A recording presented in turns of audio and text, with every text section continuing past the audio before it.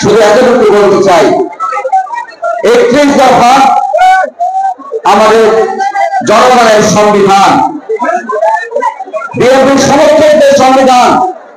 আমরা এই 31 দফার আলোকে নতুন বাংলাদেশ নির্মাণ করব।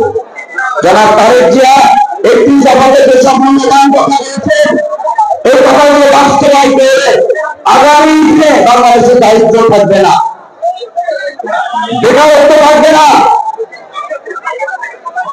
মেয়েদের অধিকার নিশ্চিত হবে। আমরা একটি সামাজিক বিপ্লবের মাধ্যমে নতুন বাংলাদেশ প্রতিষ্ঠা করতে পারব। আমার পিতা দীর্ঘ 40 বছর রাজনীতি পরিমণ্ডলে বিচরণ করেছেন মাথায় উঠে। আমি ক্ষমতায় ছিল, আমার বাবার বিরুদ্ধে 48টা মামলা হয়েছে, কিন্তু দুর্নীতির কোনো মামলা হয়নি।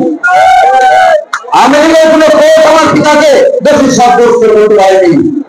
বারবার আমাদের বলা হয়েছে শীতের পাখি, আজকে ছেলেকে ফাঁসি নিয়ে এসেছে যাতে পরবর্তীতে আপনার সন্তানরা নিতে পারে আমার পরিবার শীতের পাখি। নাটোরের প্রত্যেকটি আন্দোলনে, প্রত্যেকটি উন্নয়নে মনোনয়ন সবের পরিবার থাকবে এবং ছিল। আপনি আপনার পরিবারের দিকে তাকিয়ে দেখেন, আপনার সন্তানরা কি করছে, আপনার সমর্থকরা কি করছে। আপনারা হাত যদি দেখে বসে থাকেন, আগামীতে ভোট লাগবে না আপনার দরজার জন্য।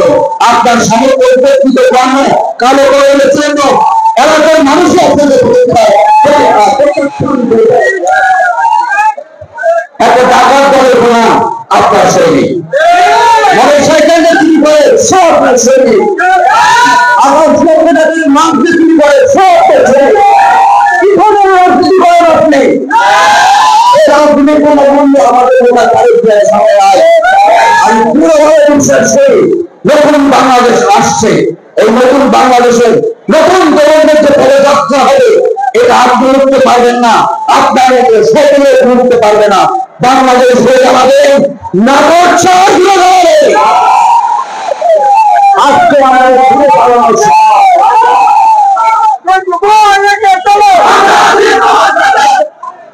31 দফার কথা বারবার বলছি। 31 দফাতে কি বলা হয়েছে? বেকার ভাতার কথা বলা হয়েছে। বেকাররা ভাতা পাবে।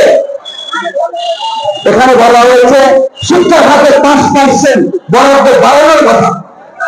এখানে বলা হয়েছে সামরিক বরাদ্দ সঠিকভাবে ব্যয় করার কথা, সামরিক বরাদ্দ বাড়ানোর কথা। প্রত্যেকটি পর্যায়ে আপনারা যদি দেখেন এই 31 দফা, তাহলে মনে হবে এটাই হচ্ছে বিএনপি সমর্থকদের সংগ্রাম, যেটা আমি পূর্বে দাবি করেছি। ইনশাআল্লাহ আমরা যে বাংলাদেশে লড়াই করেছি, সে বাংলাদেশ আগের মনে বাংলাদেশের মনে হবে না। যে তারুণ্যের জুলাই আন্দোলন তারুণ্যের শক্তি এখন দেখছি, এই তারুণ্যের হাত ধরে আমরা ইনশাআল্লাহ নতুন বাংলাদেশ নির্মাণে সফল হবে। ধন্যবাদ।